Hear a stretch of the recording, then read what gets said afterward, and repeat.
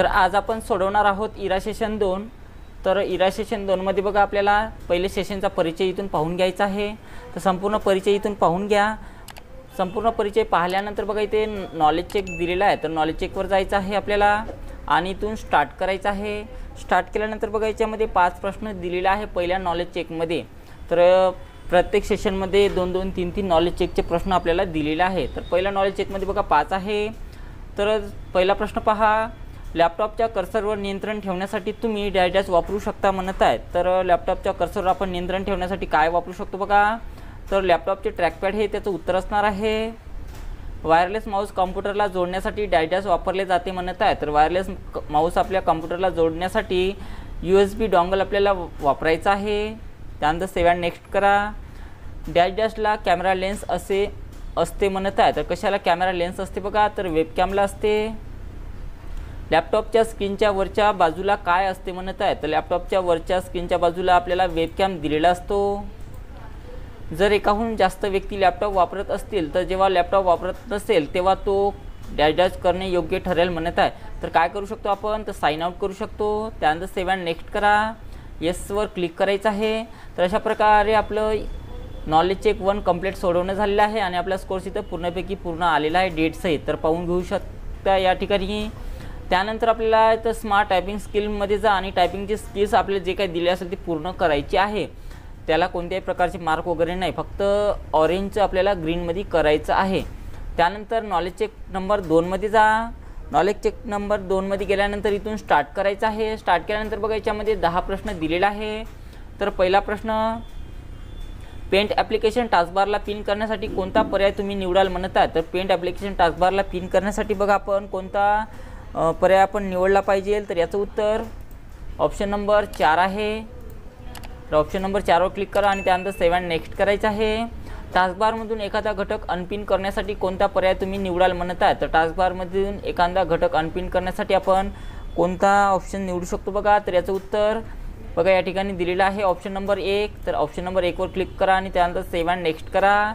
एखादा घटक jump लिस्टला pin करण्यासाठी उपयोगी पडणारा पर्याय ओळखा म्हणत आहे। तर जंप करण्यासाठी बघा आपल्याला कोणता पर्याय आवश्यक आहे, तर याचं उत्तर ऑप्शन नंबर 2 दिलेला आहे हा वाला। तर ऑप्शन नंबर 2 वर क्लिक करा आणि त्यानंतर सेव्ह नेक्स्ट करायचं आहे। त्यानंतर तुमच्या आवडीच्या फाईल्समध्ये प्रवेश करण्यासाठी या लिस्टमधील कोणता सेक्शन म्हणजे विभाग उपयोगी पडतो म्हणत आहे।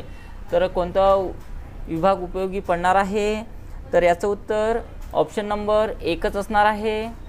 तर याचं उत्तर 1 नंबरवर क्लिक करा आणि त्यानंतर सेव्ह नेक्स्ट करायचं आहे। खालीलपैकी कोणत्या पर्यायाने आपण फाईल एक्सप्लोरर ओपन केले जाऊ शकते म्हणत आहे। तर कोणत्या पर्यायाने बघा, तर फाईल एक्सप्लोरर या पर्यायाने आपण ते ओपन करू शकतो, म्हणून याचं उत्तर ऑप्शन नंबर 4 असणार आहे।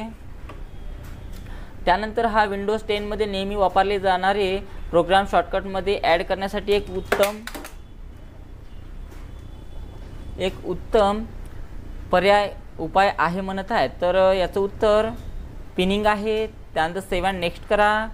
तुम्हाला आयटम्स डॅश डॅश किंवा डॅश डॅश मेनूला पिन करता येतात म्हणत आहे। तर कशाला पिन करता येतात बघा, तर याचं उत्तर टास्कबार किंवा स्टार्ट मेनू आहे। तर याच्यावर क्लिक करा आणि त्यानंतर सेव्ह नेक्स्ट करायचं आहे।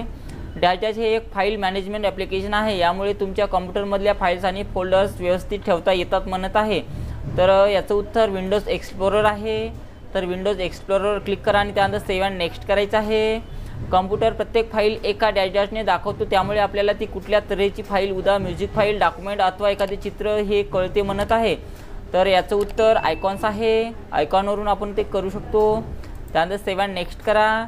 नोटपॅड फाईल नेहमी कॉम्प्युटरमध्ये एक्सटेन्शन वापरून स्टोअर केली जाते म्हणत आहे। तर कोणतं एक्सटेन्शन असते बघा, तर .txt। तर हे त्याचं उत्तर असणार आहे आणि त्यानंतर आपलं उत्तर सबमिट करा अशा प्रकारे। त्यानंतर येस बटनावर क्लिक करा। तर अशा प्रकारे आपलं नॉलेज चेक 2 सुद्धा कंप्लीट सोडवणं झालेलं आहे। त्यानंतर बघा नॉलेज चेक 2 झाल्यानंतर आपल्याला सेशन कंप्लीशन टेस्ट सोडवायचं शेवटचं, तर त्याच्यावर क्लिक करा आणि इथून स्टार्ट करायचं आहे। यामध्ये बघा 5 प्रश्न आहे। इन्फॉर्मेशन सिस्टीममध्ये प्रोसिजर या एक अतिशय महत्त्वाचा भाग का असतात म्हणत आहे। का असतात बघा, तर कारण प्रोसिजर्स म्हणजे यूजर मॅन्युअल या अंतिम वापरकर्त्यासाठी नेहमीच उपयुक्त असतात, कारण सॉफ्टवेअर उत्पादनाबद्दल ती मार्गदर्शनपर माहिती क्रमवार देते, हे त्याचं उत्तर असणार आहे। त्यानंतर सेव्ह नेक्स्ट करा। फक्त डेटा उपयुक्त नसतो जोपर्यंत त्यावर प्रक्रिया करून त्यातून माहिती मिळवली जात नाही, हे त्याचं उत्तर असणार आहे. आणि त्यानंतर सेव्ह अँड नेक्स्ट करा. सीडीवरील वर्तुळाकार मोकळ्या जागामध्ये ट्रॅक किंवा चुंबकीय माध्यमातून माहिती साठवली जाते म्हणत आहे, तर बरोबर आहे. त्यानंतर सेव्ह अँड नेक्स्ट करा. अनइन्स्टॉल प्रोग्राममुळे कम्प्युटर हार्ड डिस्कवरील नको असलेले प्रोग्राम्स काढून टाकता येऊ शकतात म्हणत आहे, तर बरोबर आहे. याच्यावर क्लिक करा आणि त्यानंतर सबमिट करायचं आहे.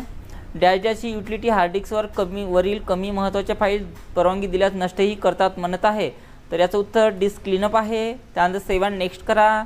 येस बटनावर क्लिक करायचं आहे. तर अशा प्रकारे आपलं सेशन कम्प्लिशन टेस्टसुद्धा कंप्लीट सोडवणं झालेलं आहे आणि आपला स्कोअरसुद्धा पूर्ण इथं आलेला आहे. तर अशा प्रकारे इरा सेशन 2 आपल्याला कंप्लीट सोडवणं झालेलं आहे.